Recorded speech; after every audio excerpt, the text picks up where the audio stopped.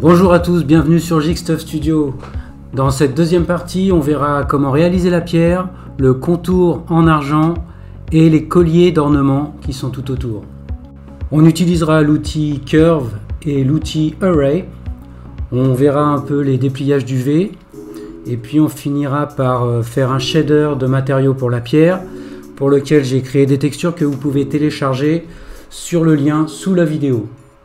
Dans un premier temps, on va créer le volume de la pierre, juste pour pouvoir ajuster les proportions de l'objet en entier.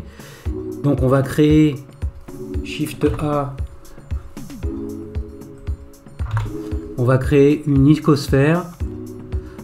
Donc on va lui donner un rayon de 1 cm et on va lui rajouter un niveau de subdivision. On va passer en vue de face. On passe en mode Edit. On va supprimer la partie inférieure. Donc on se met en mode Vertex. Alt Z pour avoir la transparence. On sélectionne. X pour supprimer les vertices. Et on va positionner la bague sur l'anneau, en sachant qu'il va y avoir un contour d'anneau qui va prendre une certaine hauteur. Voilà. Et puis on va cacher les images de référence et on va passer en mode wireframe. Donc S, X, de façon à se rapprocher des images de référence. On va réduire un petit peu. Voilà. À partir de là, on va venir ajuster notre anneau. Donc on va cacher les subdivisions, on va passer en Edit Mode et on va modifier quelques vertex.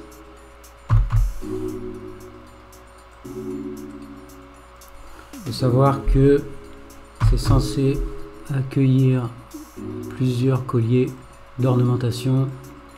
Donc il faut quand même avoir de l'espace sur les supports. Donc on peut utiliser la symétrie en utilisant S sur Y pour garder une forme arrondie. C'est la même chose de l'autre côté.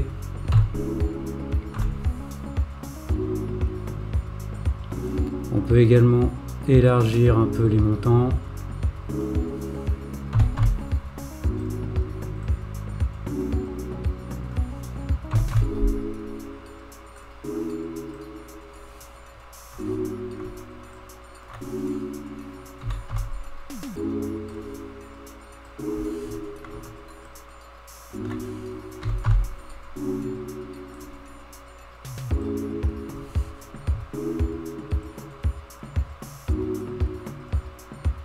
Voilà, S, Y,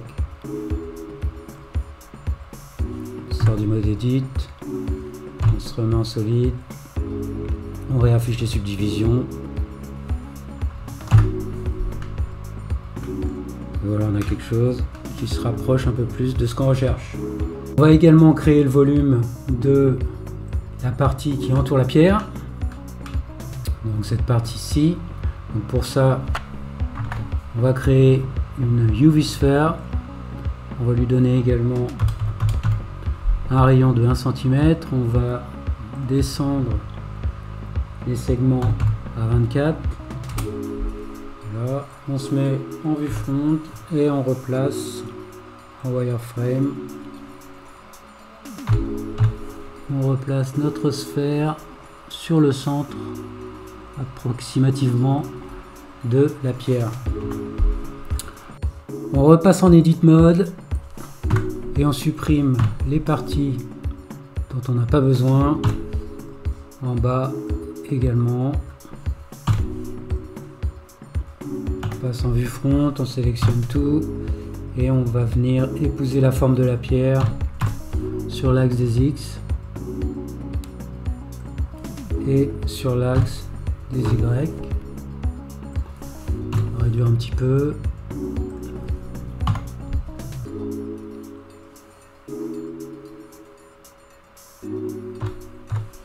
Descendre un peu.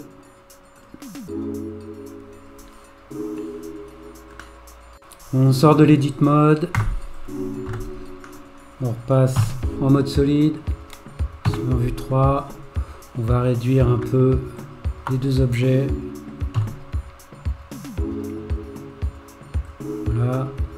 On les repositionne sur les montants de l'anneau. De toute façon, on finalisera par la suite plus précisément les géométries. Maintenant que nos proportions sont mieux définies, on va pouvoir revenir sur la modélisation de la pierre en elle-même. Donc on va l'isoler. On va lui appliquer un shade smooth. Et puis en mode edit, on va venir fermer en mode edge, fermer la partie inférieure. On appuie sur F pour créer un polygone. On clique sur l'edge ici et on appuie sur F jusqu'à ce qu'on ait complètement fermé la géométrie. Maintenant on va passer en vue de côté. On va activer le mode transparent. On est toujours en mode vertex. On sélectionne les vertices du bas. Et puis là, on va extruder les faces sur Z. On descend un tout petit peu, histoire d'affirmer l'angle. Maintenant, si l'on ajoute un modificateur de subdivision de surface, qu'on met à 3 par exemple, on sort du mode transparent et on a quelque chose de propre. On va cacher les faces maintenant et on va repartir en edit mode. Et en vue de côté, on va sélectionner le mode transparent et on va sélectionner juste les vertices qui sont au-dessus. On va appuyer sur O pour activer le proportional editing et le G. Avec la molette de la souris, on va réduire la zone d'influence et puis on va descendre sur Z de manière à avoir quelque chose de moins parfaitement rond et de plus proche d'une pierre précieuse classique. Voilà, on peut sortir du mode edit, on réaffiche les subdivisions, on sort du mode transparent, ici on réaffiche le tout. Voilà, on a une pierre qui se rapproche un peu plus des images de référence. On va également isoler le contour. On va passer en edit mode et là on n'oublie pas de désactiver le proportional editing. On sélectionne toutes les faces et là on va lui faire une extrude along normals sur l'extérieur.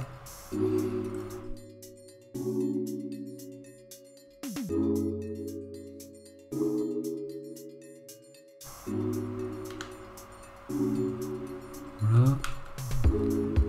Sortir du mode, on va faire un shade smooth, on réaffiche la pierre et on va ajuster tout ça en vue top. Pareil, edit mode, mode transparent. On va sélectionner l'edge intérieur, donc on appuie sur 2, on sélectionne un edge, on sort du mode d'extrude et puis si on appuie sur Alt en même temps, voilà, on sélectionne tout le loop. Maintenant on va resserrer le long de la pierre. Voilà.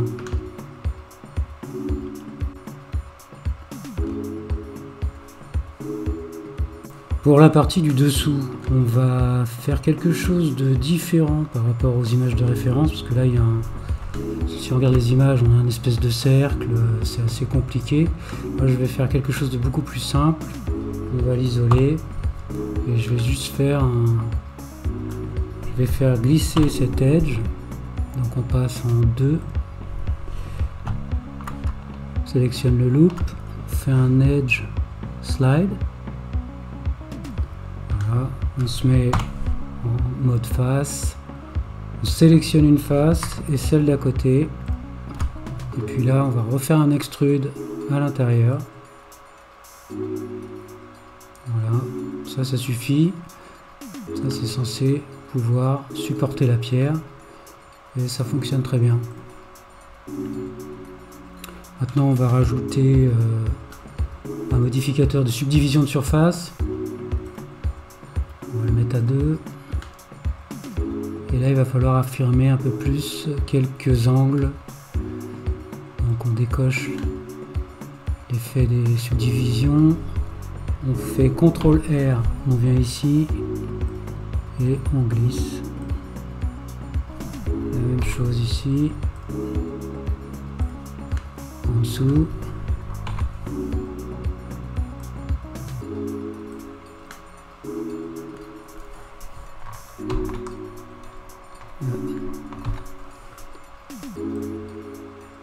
Voilà. En dessous, je crois que j'ai fait CTRL Z, on va le refaire. Voilà. On va en rajouter l'un également à l'intérieur.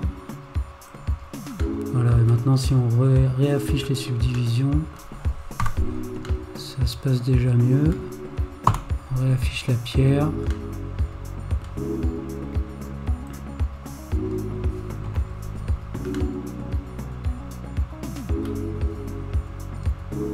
C'est pas mal. C'est un petit peu fort à ce niveau-là. Donc on va changer un peu ça. On clique, on sélectionne le loop. On va le resserrer un petit peu. Voilà, ça arrondit un peu les choses. Celui-là également.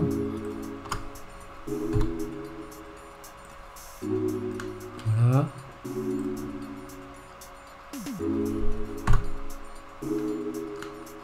C'est pas mal.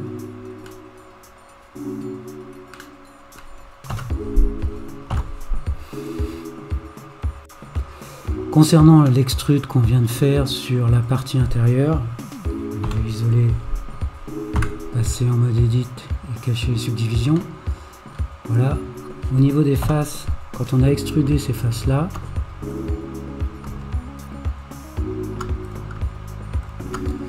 en fait on l'a extrudé sur les 3 axes, ce qui fait qu'il est monté un peu sur l'axe des Z alors que ça ne nous intéressait pas forcément. Donc il aurait fallu faire un Shift Z pour éviter qu'il intervienne sur cet axe. Donc ce qu'on va faire maintenant, on va rattraper, on va se mettre en transparence et on va juste descendre sur Z, donc G, Z, et on va réajuster. C'est un petit détail, mais comme ça vous saurez comment faire la prochaine fois. Maintenant on va sortir du mode Edit. On va se mettre en vue de côté. On va réafficher la pierre, les subdivisions. Et je pense qu'on va pouvoir réduire un petit peu la pierre et son contour. Donc on les sélectionne. Voilà, comme ça, on aura un peu plus de place pour les colliers d'ornementation. On va également monter un petit peu. Voilà. Et si on se met en mode matériaux, on va pouvoir aussi assigner au contour le même matériau que pour l'anneau.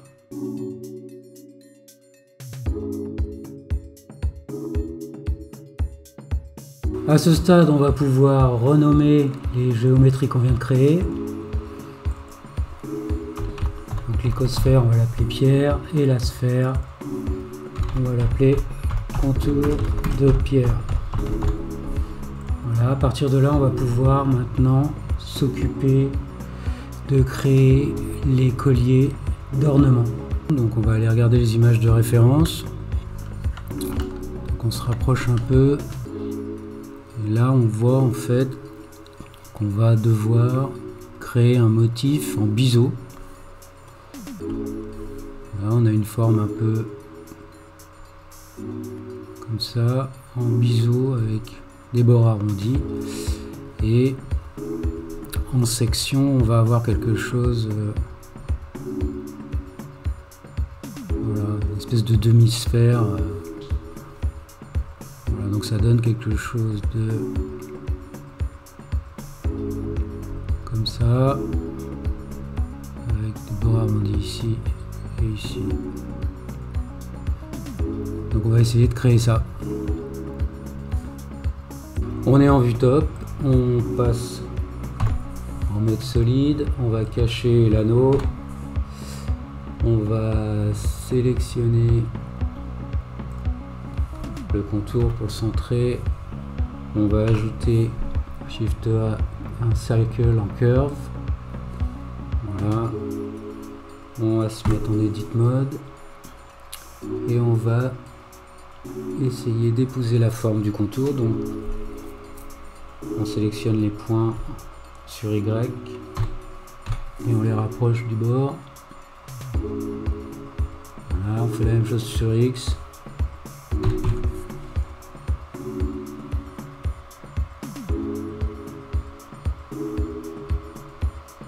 Voilà.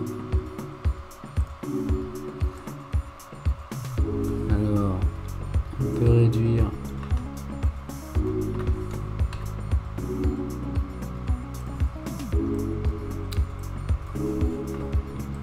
utiliser les manipulateurs pour réduire un peu l'effet de courbe. Voilà, on sort et lui on va l'appeler guide collier 1. Voilà, et ce qu'on va faire tout de suite, alors vous pouvez voir qu'il l'a mis sur, il l'a créé sur le viewport à 0. On va le dupliquer et on va l'appeler, on va le laisser au même endroit pour l'instant, on va l'appeler collier 2, guide collier 2. On va se mettre en vue front et on va le descendre un tout petit peu. Voilà. Puisqu'en fait, il va y avoir deux colliers à faire, dont un peu plus large d'ailleurs. On peut déjà l'agrandir un peu, comme ça on verra. On les différenciera beaucoup plus rapidement. Donc voilà, on a nos deux colliers. Maintenant, il va falloir créer le motif qu'on va ensuite poser dessus. On va sélectionner la pierre et le contour. Et on va cacher tout ça. On va juste garder le collier 1 et on va se mettre en vue de dessus. On va ajouter un cube. Voilà. On le réduit. Il va avoir à peu près une taille proche du résultat final. Donc on garde le cercle pour avoir les proportions. On va passer en mode edit. On va lui donner un aspect plus rectangulaire. Donc voilà. On passe en transparent, notre vertice, et on va lui donner un aspect plus biseauté.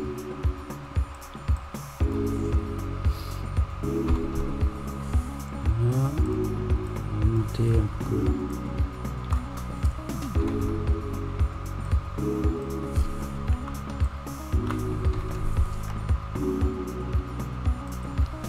Voilà. Donc là on a juste un biseau, on va rajouter donc notre aspect bombé, donc on va faire CTRL R, clic gauche, clic droit pour qu'il soit bien centré. On va se mettre en vue front.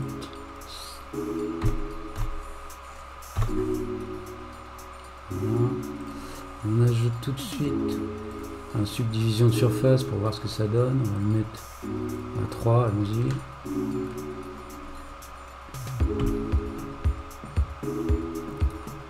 On va changer le clipping parce que quand on se rapproche, on perd. Voilà. Maintenant on peut zoomer et on va affirmer un peu plus les bords. Donc on va créer un edge ici. Voilà.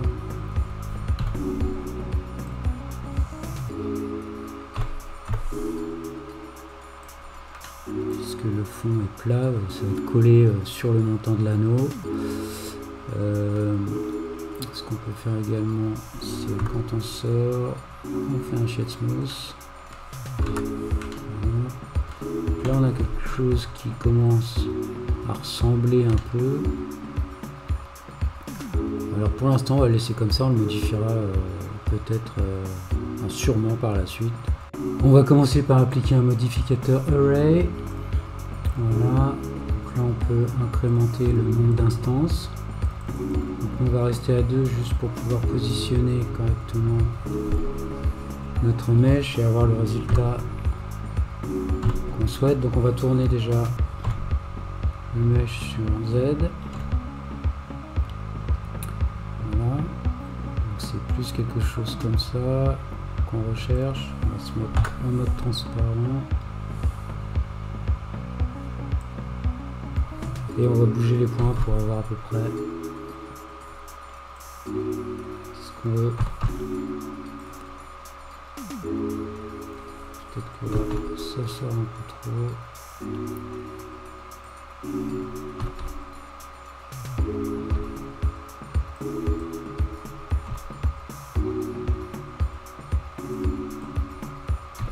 Donc à vous de tâtonner. Alors on peut réduire l'espace ici.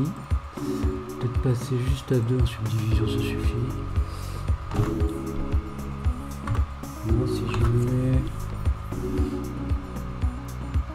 là, c'est pas mal. Juste descendre un peu ça. On va partir là-dessus. On se met mode. Et puis là, on va pouvoir, donc si on en rajoute, voilà ce qui se passe.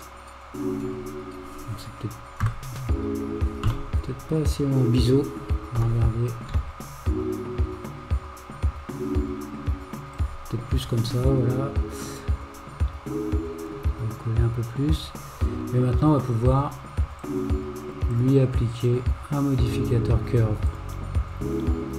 Et là, on va aller chercher avec la pipette le collier. Et bien sûr, il faut sortir du mode Edit.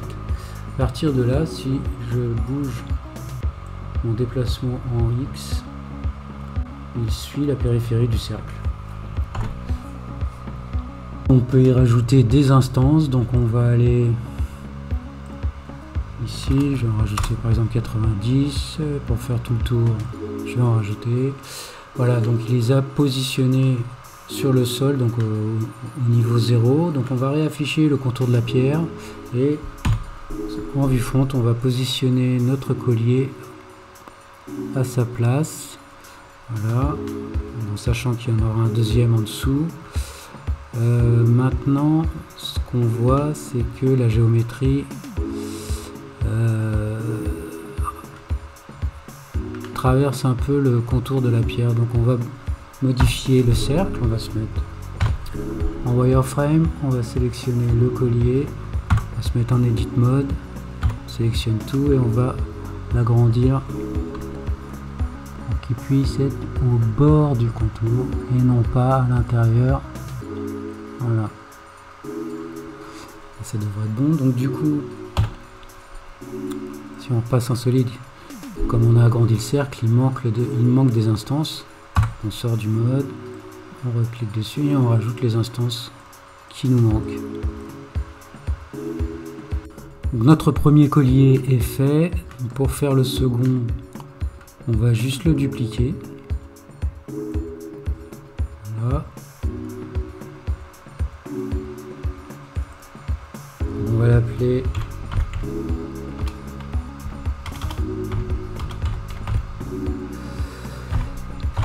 collier 2.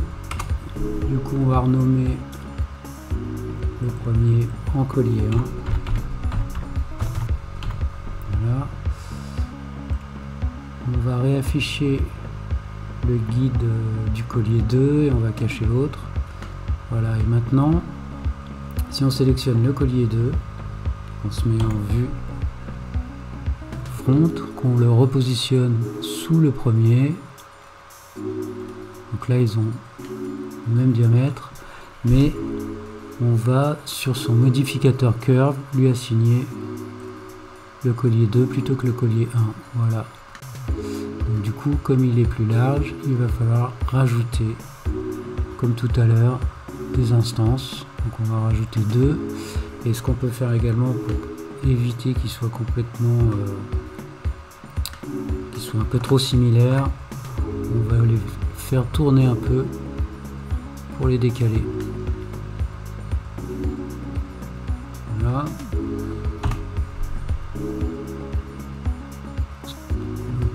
On peut intervenir sur le cercle, comme tout à l'heure. On fait A, on va l'agrandir un peu pour qu'il sorte un peu plus. Voilà, je pense que comme ça c'est pas mal. On passe en vue solide, on rajoute juste les instances qui nous manquent. Voilà, et on peut dire qu'on a à peu près nos deux colliers décoratifs de fait. On peut déjà les passer en mode matériaux et leur assigner à tous les deux le matériau argent. Voilà, faire sur les deux également. Voilà. Donc si on réaffiche l'anneau et la pierre,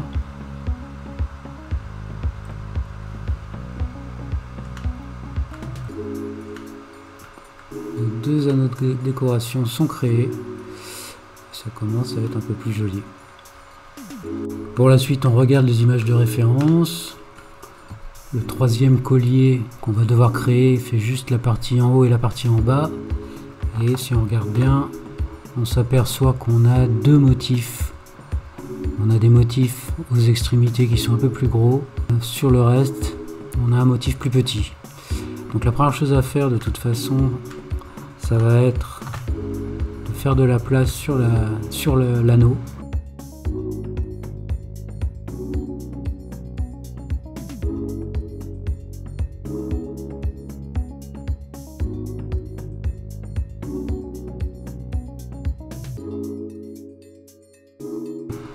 Maintenant, on va pouvoir créer la troisième série de colliers de décoration. Pour ça, on va sélectionner par exemple le guide de collier 2 et on va le dupliquer. Voilà. On va l'appeler 3.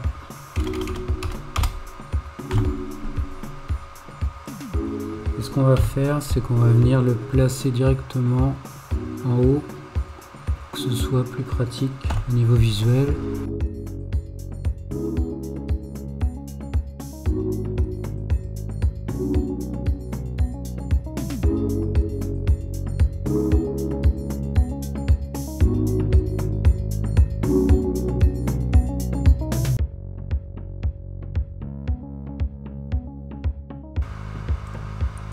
Je me suis rajouté une image de référence sur la vue top. Vous pouvez faire la même chose si vous voulez. Maintenant, on va pouvoir modéliser ce motif ici, donc la boule qui est ici, donc qui fait partie du premier motif de ce troisième collier.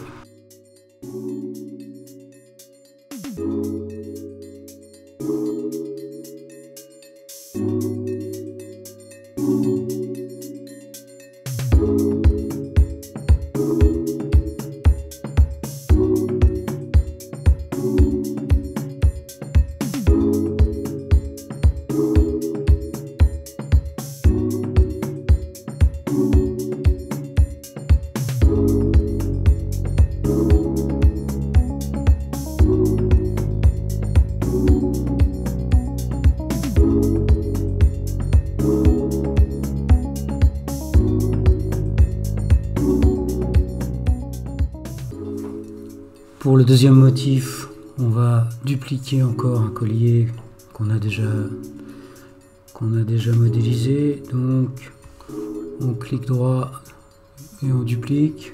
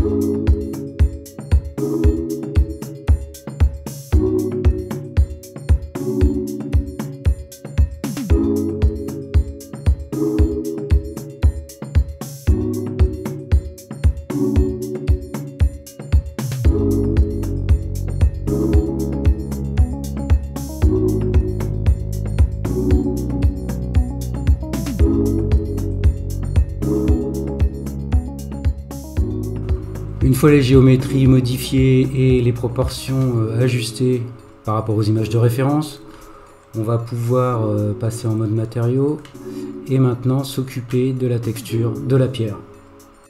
On sélectionne la pierre et on va devoir lui créer des UV. Donc on va passer en UV Editing. On se retrouve avec un écran divisé en deux. Donc à droite on va avoir notre objet avec la pierre sélectionnée qui est déjà en Edit Mode par défaut. Et à gauche on aura l'espace où seront affichés les UV une fois dépliés. Première chose, on va isoler la pierre. Voilà. Et on va définir un chemin pour pouvoir découper en deux nos UV pour pouvoir y appliquer des textures par la suite. Donc on va passer en mode transparent. On se met en mode Edge. On peut changer le clipping ici pour pouvoir zoomer vraiment plus près. Voilà. On appuie sur N et on va sélectionner les edges qui vont nous aider à découper notre pierre.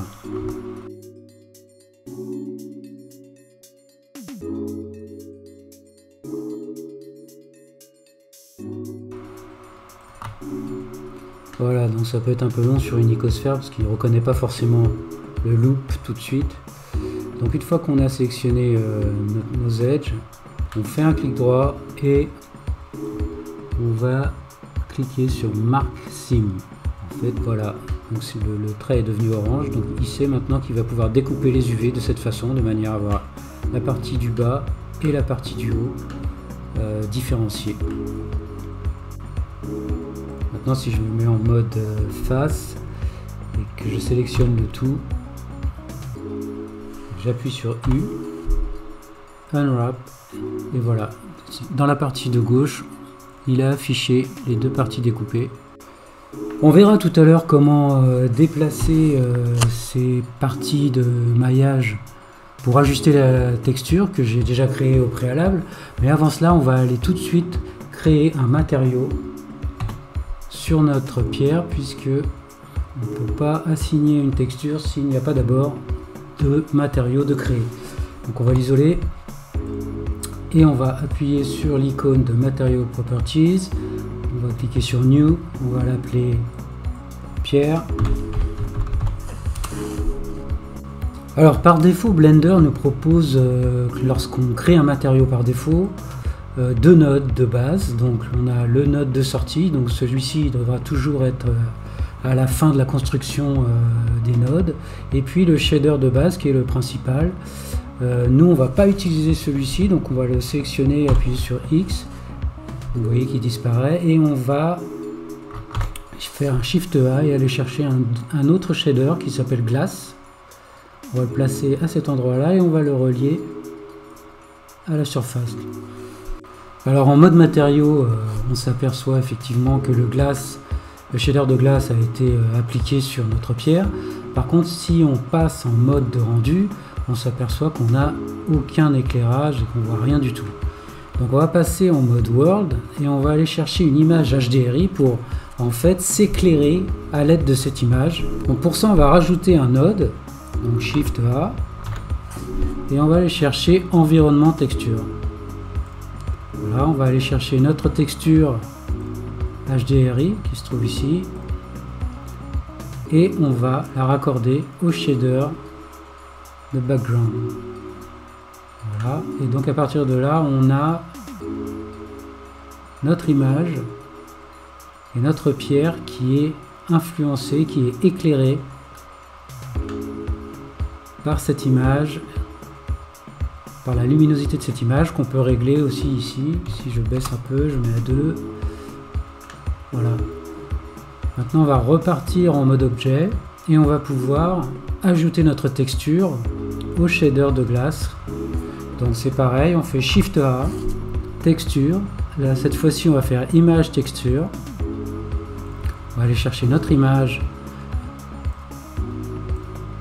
qui est là, Bluestone Diffuse, et on va la raccorder. Voilà, donc là il l'a appliqué. Maintenant on peut,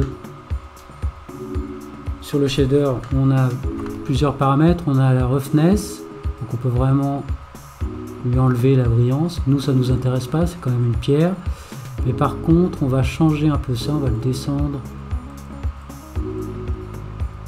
Voilà, par exemple on va réafficher le reste de l'objet.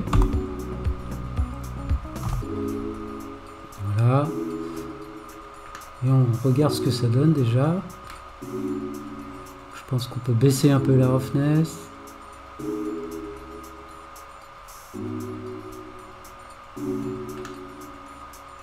Voilà, c'est pas mal.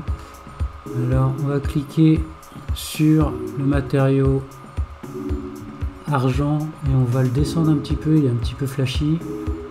Voilà, on va baisser un peu la roughness également,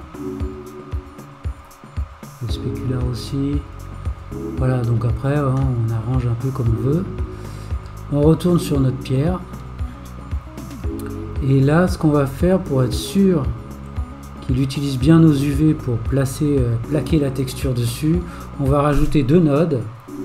Donc on va faire Shift A, on va rajouter un node mapping qu'on va mettre ici et un autre node qu'on va appeler texture coordinate.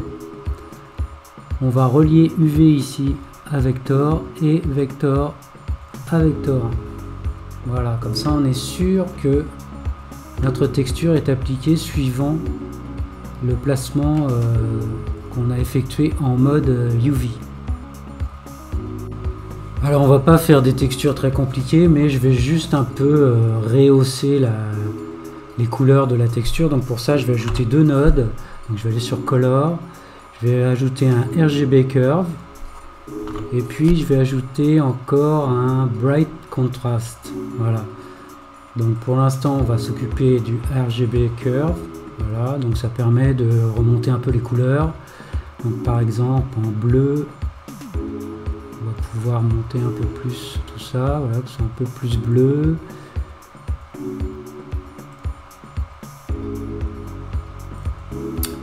Qu'il y ait un petit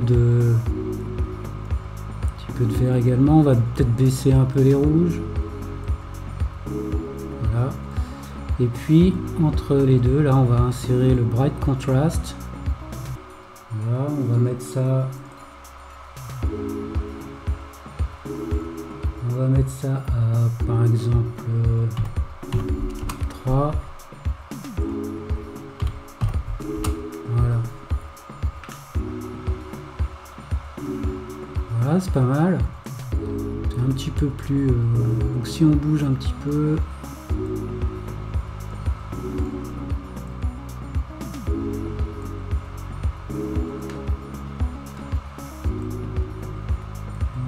vous de tester un peu ce que vous préférez, vous donnez un petit peu plus de vert. Là, c'est trop. Un petit peu, c'est pas mal. Voilà, on va baisser un peu si on rajoute. Là, c'est rouge.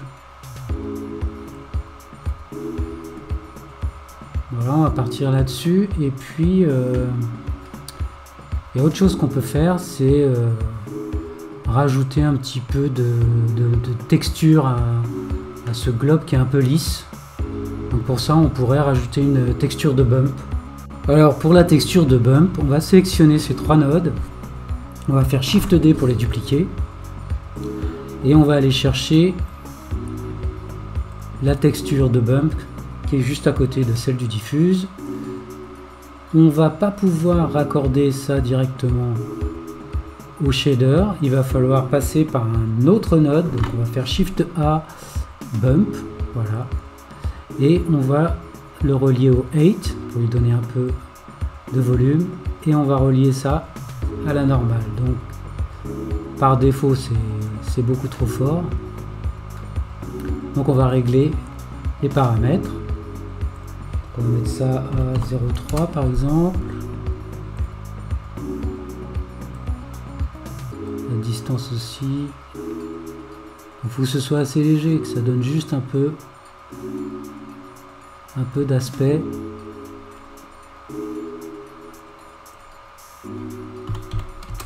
Voilà, je pense que ça suffit en fait.